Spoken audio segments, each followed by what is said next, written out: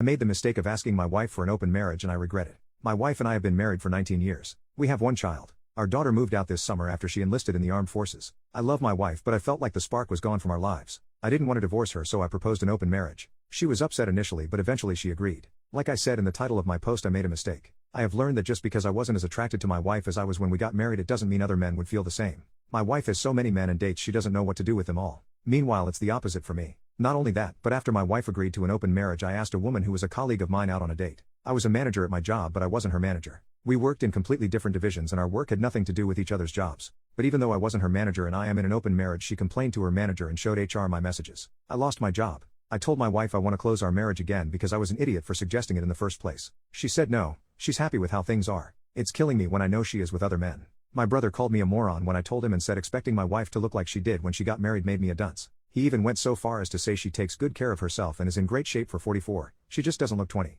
He had the nerve to say my wife looks better than me and I could stand to lose some weight. I love my wife and I don't want a divorce. I never wanted a divorce, which is why I proposed this in the first place. But she doesn't want to close the marriage. I'm not worried about money because we both work, but I do not want a divorce. I'm just glad my daughter enlisted in the RCAF and isn't here to see our marriage falling apart.